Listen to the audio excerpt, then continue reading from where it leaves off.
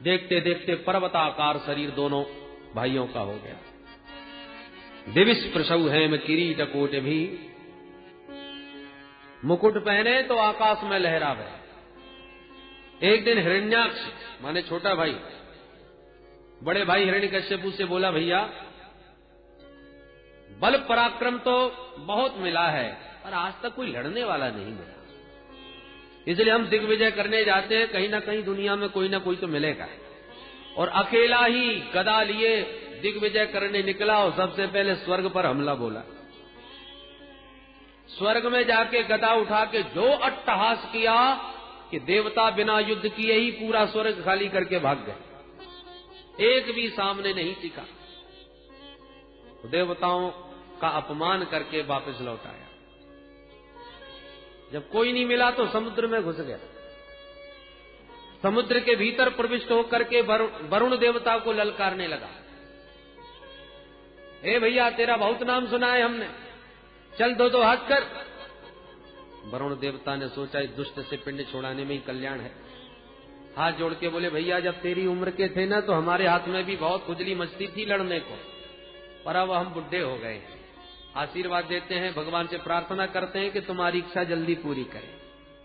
और यूं कह सुनकर के वरुण जी ने पिंड छोड़ाया, उनको भी अपमानित करके लौट आए।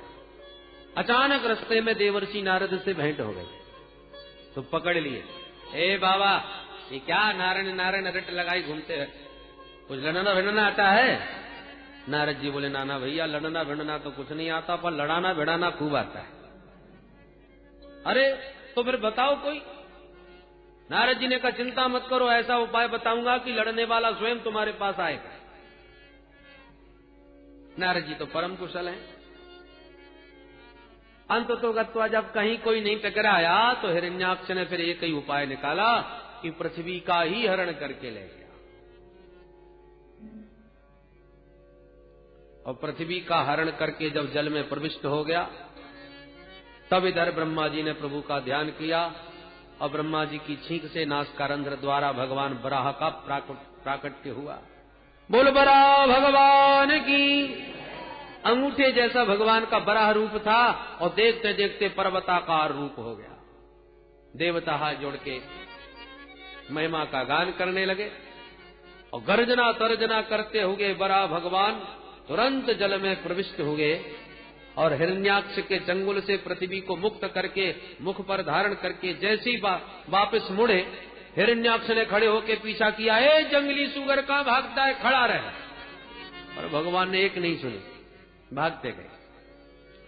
और जब यथास्थान ला करके भूदेवी को स्थापित कर दिया तब भगवान खड़े होके बोले, आइए श्रीमान जी अब बताइए आप क्या कह रहे थे। आपने हमको जंगली सुगर बोला, ठीक पहचाना, हम तो जंगल के ही सुगर हैं, पर तेरे जैसे गांव के कुत्तों के भौंकने का हमें कोई फर्क नहीं पड़ता। संस्कृत में किसी को गाली भी दो तो सुनने वाला अपनी तारीफ समझेगा। संस्कृत की गालियां भी इतनी मीठी मीठी। अब किसी से कहो कि आओ ग्राम सिंह, तो सुनने वाला क्या समझेगा कि हम अपने गांव में शेर की तरह रहते हैं इसलिए हमको ग्राम सिंह बोला। पर ग्राम सिंह नाम है कुत्ते का, जो अपने गांव में तो सिंह की तरह भौंकता है और दूसरे के गांव में दुमदमा के भागता है। तो ग्राम सिंह माने कुत्ता। भगवान बोले, सत्यम वयम भो वन गोचरा मृगा युष्मत् विधान मृगये ग्राम सिंहान। तुमने ठीक पहचाना कि हम तो वन गोचर हैं, पर तेरे जैसे गांव के कुत्तों का कोई हमको भौंकने से फर्क नहीं पड़ता। तब तो लाल पीला हो गया हिरण्याक्ष, गदा घुमा करके भगवान पर प्रहार किया। इसके प्रहार से भगवान की गदा हाथ से छूट गई। देवता लोग घबरा गए, ये क्या हो रहा है। इशारा करते प्रभु जल्दी करना, क्योंकि सूर्यास्त के बाद राक्षसों का बल और बढ़ जाता है। भगवान को हंसी आने लगी, देखो ये कितने डरे हुए हैं कि मेरी शक्ति में भी संदेह कर रहे हैं। भयंकर युद्ध हुआ। उस युद्ध में बहुत माया भी हिरण्याक्ष ने दिखाई, पर भगवान के मायापति के सामने एक माया न चली। अंत में भगवान ने दौड़ करके एक थप्पड़ गाल पे मारा, करेण कर्ण मूले हन यथा स्वाष्टम मरुत्पति।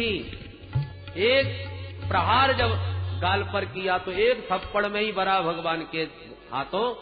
हिरण्याक्ष की आंखें बाहर निकली चली आई, रक्त बमन करता हुआ धड़ामदी से धरती पर गिरा। बोल बरा भगवान की। पर देवताओं ने जय जयकार नहीं बोली। किसी को भी विश्वास नहीं कि एक थप्पड़ में मर जाएगा। पर जब बड़ी देर तक खड़ा नहीं हुआ तो देवता कानाफूसी करने लगता है गया काम से। अरे चलो यदि मर गया तो भगवान की स्तुति करें, उनकी महिमा का गान करें, इतना बड़ा कार्य किया है। दूसरा बोला कहीं चले गए और वो जिंदा निकला तब लेने के देने पड़ जाएंगे। अच्छा ये भी बात ठीक है, तो फिर क्या किया जाए। हिम्मत बांध के जैसे तैसे देवता लोग भगवान के सामने आए। अब हाथ जोड़ के स्तुति भी कर रहे हैं, पर सबकी दृष्टि हिरण्याक्ष के मुख पर है, मरा है कि जिंदा। तो देवता भी स्तुति इस ढंग से कर रहे हैं कि कदाचित जिंदा हो तो इसको भी बुरा ना लगना चाहिए। ऐसी स्तुति करो जो इसमें इसकी बुराई ना हो। तो भगवान की स्तुति कैसे कर रहे हैं। अहो इमाम को नु लभेत संस्थिति। प्रभु इस महाभाग्यशाली को आपने कौन सी गति प्रदान करी होगी, क्योंकि जगत में इसके समान भाग्यशाली हमें दूसरा कोई दिखाई ही नहीं पड़ता। यम योगिनो योग समाधिना रहो, ध्यायन्ति लिंगा दसतो मुमुक्षया, तस्यैष दैत्य ऋषभ पदाहतो, मुखम प्रपश्यन्तनुमुत्ससर्ज।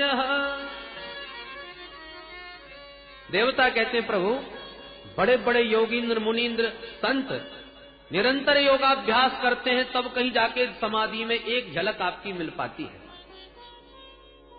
कितनी साधना करने के बाद आपका वह दिव्य दर्शन उन्हें प्राप्त होता है। पर इस भाग्यशाली को देखो, आपके मुख कमल की दिव्य छटा का दर्शन करते करते इसने प्राण त्यागे, और मरने के बाद भी देखो इसकी फटी फटी आंखें अभी भी आपको ही निहार रही हैं। कितना बड़भागी है। भगवान समझ गए ये मेरी स्तुति गा रहे हैं कि उसकी गा रहे हैं। भगवान ने जब पाद प्रहार किया और उसका शरीर जब दूसरी तरफ लुढ़क गया, तब देवताओं को पूर्ण विश्वास हो गया कि इसके तो हो गया कल्याण, तो अब डरने की जरूरत नहीं। भगवान ने विश्वास दिला दिया। तब देवताओं ने अब जरा खुल करके भगवान को प्रणाम करके स्तुति किया। नमो नमस्ते हिल यज्ञ तंतवे, स्थितौ गृहीता मल सत्त्वमूर्तये, दिष्ट्याहतोऽयं जगतामरुन्तुतर, त्वत्पाद भक्त्या वयमे सनिर्वृता। हे प्रभु हम आपके श्री चरणों में बारंबार प्रणाम करते हैं। बड़े सौभाग्य की बात है जो इस दुष्ट का आपने दमन कर दिया। इसके डर के मारे गिरी कंदराओं में भागते फिर रहे थे अपना घर द्वार छोड़ करके, अतः इसको मार के आपने हम देवताओं पर बड़ा भारी अनुग्रह किया। आपकी जय हो जय हो। खूब प्रशंसा करी। देवता बड़े होशियार हैं, किसी मामले में रिस्क नहीं लेते। भगवान को प्रणाम किया, प्रभु अंतर्धान हो गए। अब पृथ्वी पर सृष्टि का विस्तार मनु महाराज के द्वारा हुआ। मनु शत्रुपा की 3 बेटियों का वंश पहले सुनाया, बेटाओं की बात बाद में। 3 बेटियों में मझली बेटी मध्यम पुत्री देवहूति जी का विवाह करदम जी के साथ में हुआ। करदम जी ने विवाह के समय एक शर्त रखी कि एक संतान होते ही मैं विरक्त हो जाऊंगा। देवहूति ने इस शर्त को स्वीकार कर लिया और धूमधाम से हर्षोल्लास पूर्वक विवाह संपन्न हुआ। पुत्री से विदा लेकर के माता पिता तो अपनी नगरी को लौट गए, करदम जी को बेटी सौंप गए। पर शादी होते ही करदम जी समाधि लगा के बैठ गए। वर्षों तक अखंड समाधि लगे रही तो देवहूति अपना सारा श्रृंगार उतार कर पति की सेवा में समर्पित बनी रही। वर्षों के बाद जब समाधि खुली, करदम जी ने देवहूति को देखा तो गदगद हो गए। तुष्टो हमद्य तव मान विमान दाया, शुश्रूषया परमया परया च भक्त्या, यो देहिनामयमतीव सुहृत्स्वदेहो नावेक्षिता समुचित क्षपितुम मदर्थे। हे मानवी, तुष्टो हम, हरि मनुपुत्री, हम तेरी सेवा से बड़े प्रसन्न भये। संसार में सबसे ज्यादा प्यारा लगता है तो अपना शरीर, पर तुमने तो मेरी सेवा के लिए अपने शरीर का भी कोई ध्यान नहीं रखा। देवी, बोलो क्या चाहती हो? देवहूति ने कहा, महाराज आप मेरे पति परमेश्वर हैं, आपको प्रसन्न रखना मेरा परम धर्म है। फिर भी आप कुछ देना चाहते हो तो हम सदगृहस्थ बने हैं, तो एक संतान होनी चाहिए बस, और मुझे कुछ नहीं चाहिए। करदम जी प्रसन्न हो गए और तुरंत हाथ में जल लिया, संकल्प करके जैसे ही छोड़ा, एक अद्भुत विमान बनके तैयार हो गया। और विमान कैसा? जो संकल्प के द्वारा ही चलता है, डीजल पेट्रोल का कोई झंझट नहीं। कामना करो कि अमुक स्थान चलो, बस संकल्प किया और विमान उड़ के चल दिया। ऐसा अद्भुत विमान आज तक तो कोई वैज्ञानिक बना नहीं सका। महात्मा ने संकल्प मात्र से तैयार कर दिया वह दिव्य विमान। देवहूति को तो उस विमान में बैठने में घबराहट हो गई। शरीर बहुत गंदा हो चुका था, महीनों तक ठीक से व्यवस्थित नहाया तक नहीं, कोई लेपन किया नहीं शरीर पर।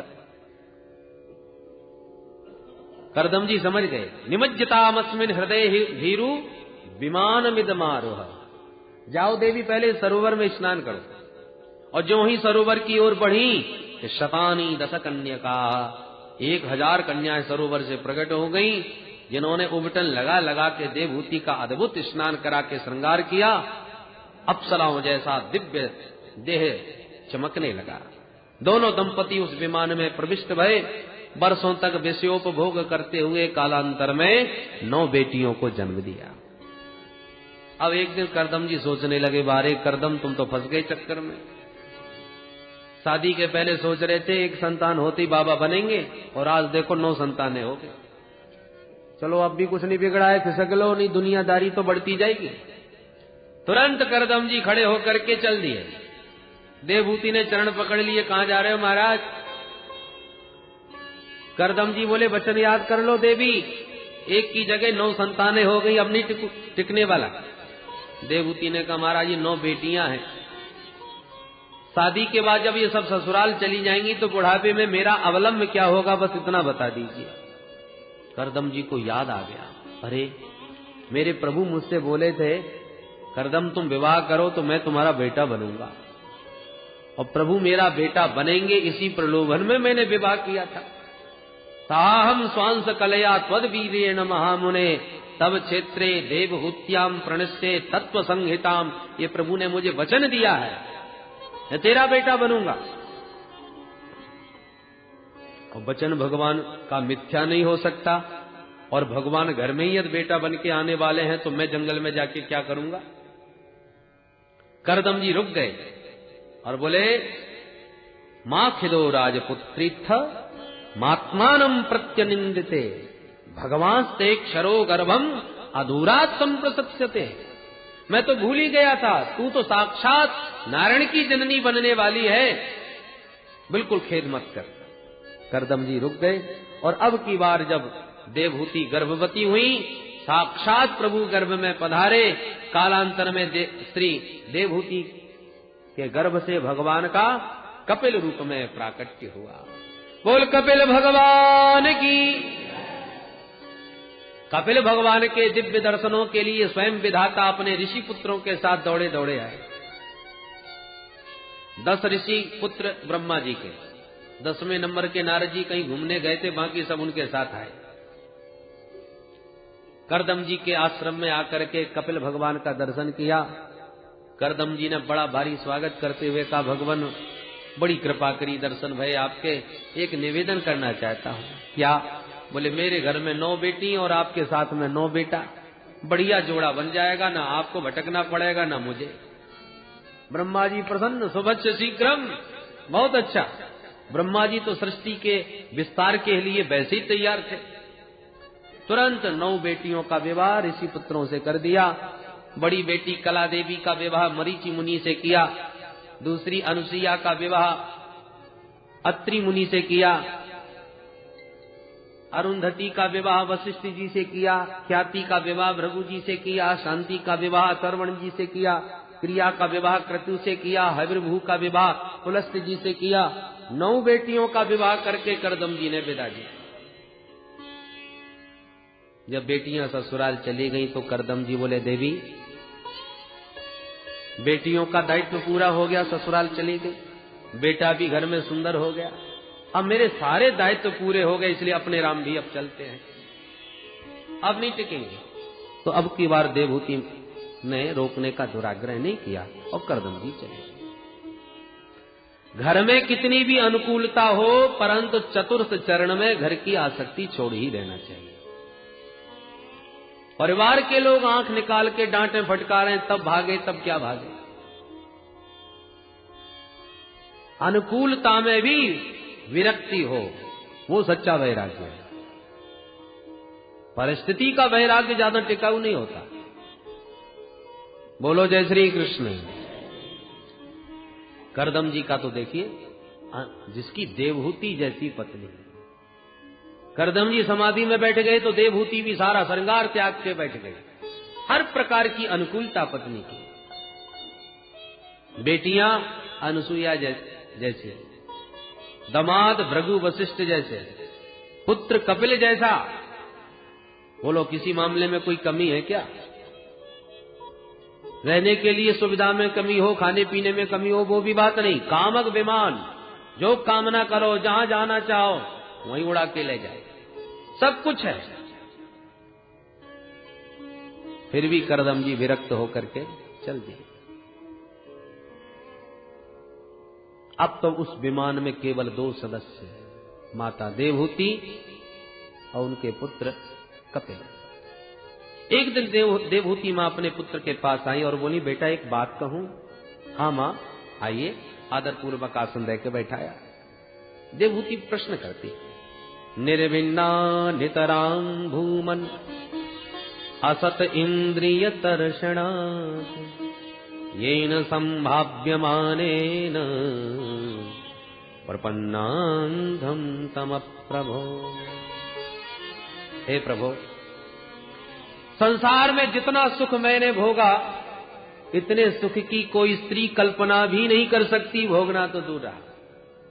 हर प्रकार की अनुकूलता, हर प्रकार का वैभव, मायके में मैं ठाठ से रही राजकुमारी बनकर के मनु महाराज की पुत्री हूं। ससुराल में भी करदम जैसे परम योगी संत पति मिले। काम अभिमान में सारा दिव्य लोक भोगों का सेवन कराया, परंतु इतना सब पाने के बाद भी मेरी आत्मा अतृप्त है, मेरा मन अभी भी असंतुष्ट है।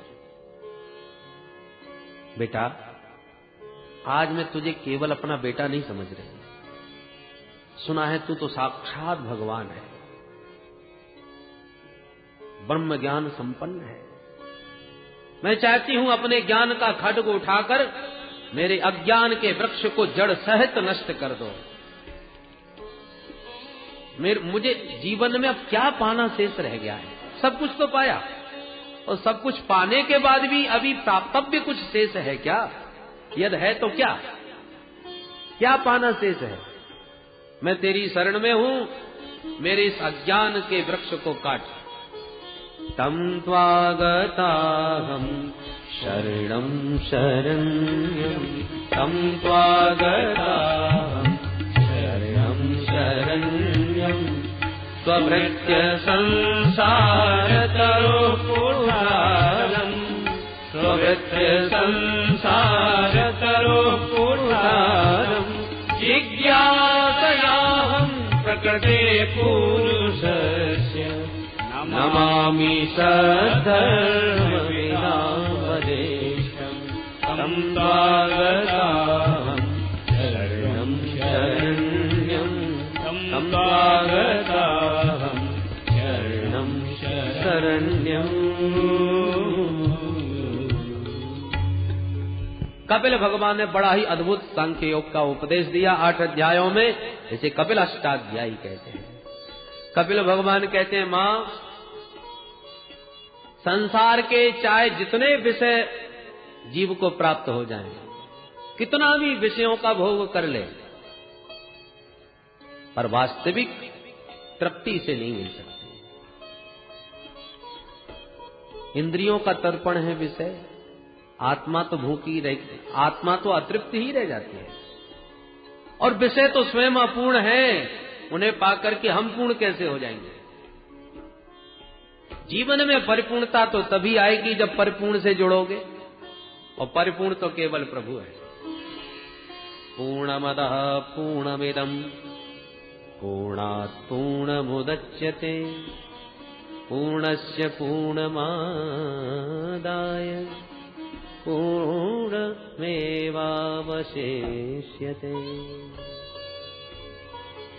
उस परिपूर्ण प्रभु के पाद पद्मों को पाए बिना जीवन में परिपूर्णता का आनंद आ ही नहीं सकता। तो फिर आप क्या करें? बोले अपने मन को जगत से हटा के जगदीश्वर में लगाओ। गुणेषु सक्तम बंधाय रतम्बा पुंसी मुक्त है। ये मन ही बंधन और मुक्ति का कारण है माता जी। चाबी एक ही होती है, और जिस चाबी से हमने ताला बंद किया है वही चाबी ताले को खोलेगी भी। मोड़ने का अंतर है, इधर मोड़ दिया ताला बंद, तो इधर मोड़ दो ताला खुल जाएगा। मन को हमने संसार की तरफ मोड़ दिया तो ये संसार में हमको बांधने लगा। अब इसी मन को माधव के चरणों की तरफ मोड़ दो तो यही मन तुम्हारी मुक्ति का हेतु बन जाएगा। रतम्बा पुंसी मुक्त है। तो बेटा मन को कैसे मोड़ा जाए? कपिल भगवान कहते हैं, मां, उसका सबसे सरल साधन है संतों का संग। जिनका मन उसमें रमा हुआ है, ऐसे रसिक संतों का तुम संग करो। भगवान के नाम रूप लीला धाम की महिमा गा गा के, सुना सुना के तुम्हारे मन को भी उधर ही मोड़ देंगे।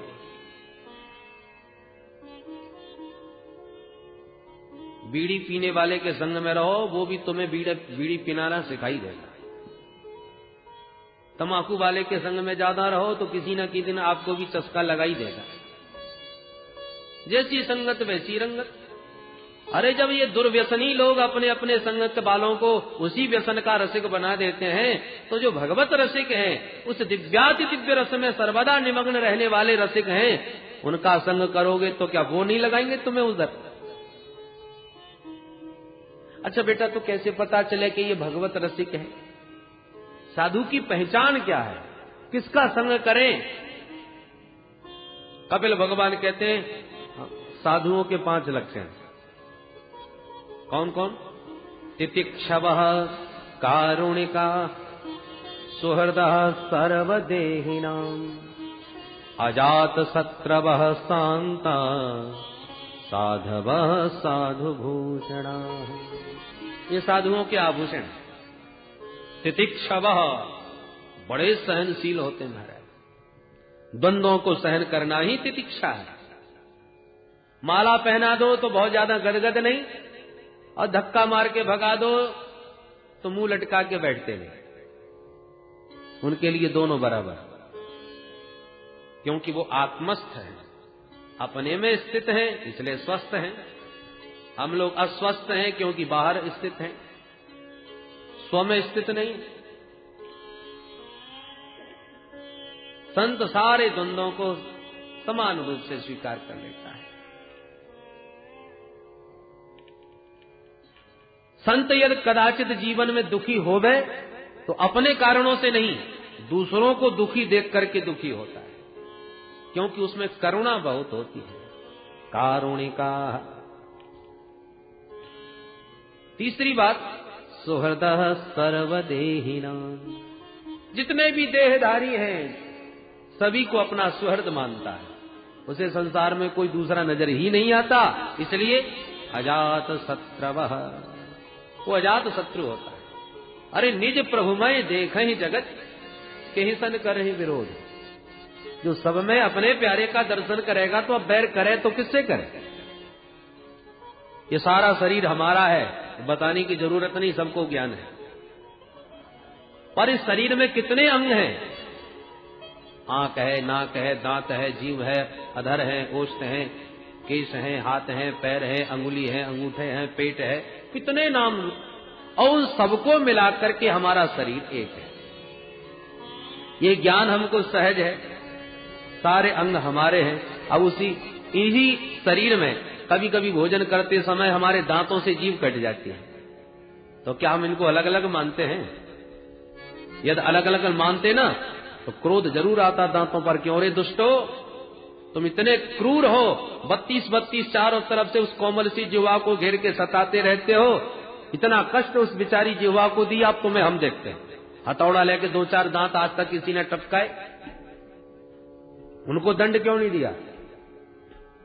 अरे भाई, कोई अत्याचार करे किसी निर्बल पर और आप समर्थ हो तो क्या उसे दंड नहीं दोगे? तो आप समर्थ हो, दांत तुम्हारे ही अधीन हैं, यदि उन्होंने जिह्वा को काट दिया तो तुम दांतों को दंड दो, तोड़ दो। क्यों नहीं तोड़े? क्योंकि सभी जानते हैं दांत भी तो हमारे ही है। अब जिह्वा कट गई, उसका दर्द तो हो ही रहा है, दांत तोड़ देंगे तो और डबल हो जाएगा, क्योंकि दर्द तो हमको ही होगा। ये ज्ञान हमको ठीक से है, इसलिए हम दांतों को दंड नहीं देते। जिह्वाम क्वचित संदसति त्वदद्भिः तद वेदनायाम कतमाय कुप्पेत यदंग मंगेन निहन्यते क्वचित क्रुद्धेत कस्मै पुरुषः स्वदेह। किस पर क्रोध करें? ये ज्ञान हो जाने से संत अजात शत्रु हो जाता है, वो किसी से बैर नहीं करता। सिया राम मैं सब जग जानी, सिया राम मैं सब जग जानी, करऊं प्रणाम जोरि जुग पानी, करऊं प्रणाम जोरि जुग पानी, सिया राम मैं सब जग जानी, सिया राम मैं सब जग जानी। मां, ऐसे संतों के संग में रहने से होगा क्या? सताम प्रसंगान मम वीर्य संविदो भवन्ति हृत कर्ण रसायना कथा तज्जोषणादास्मपवर्ग वर्त्मनि श्रद्धा रतिर् भक्तिरनुक्रमेष्यति। उन संतों के बीच में बैठोगे तो 24 घंटे वो मेरी महिमा सुनाएंगे, मेरी मधुर मधुर कथा सुनाएंगे। नाम की महिमा, रूप की महिमा, स्वभाव की महिमा, प्रभाव की महिमा, भगवान की कृपालुता की महिमा, भगवान के करुणामय स्वभाव की महिमा इतनी सुनाएंगे कि सुन सुन के आप अपने आप ही दीवाने हो जाओ। श्रद्धा रति भक्ति, अपने आप भगवान की महिमा को सुनकर के श्रद्धा उत्पन्न होगी, फिर धीरे धीरे प्रेम जागता जाएगा और वही प्रेम बढ़ते बढ़ते विशुद्ध भक्ति आपके हृदय में स्थित हो जाएगी। इसलिए मां, सबसे बढ़िया सरल साधन है संतों का संग। सृष्टि प्रक्रिया भी बहुत विस्तार से बतलाई, ध्यान के बारे में भी कपिल भगवान बतलाते हैं। अष्टांग योग का वर्णन करते हुए यम नियम आसन प्राणायाम प्रत्याहार धारणा ध्यान और समाधि, 5 प्रकार के यम, 5 प्रकार के नियम। साधक को चाहिए सबसे पहले पावन भूमि का चयन करे, क्योंकि भूमि का भी प्रभाव मन पर पड़ता है।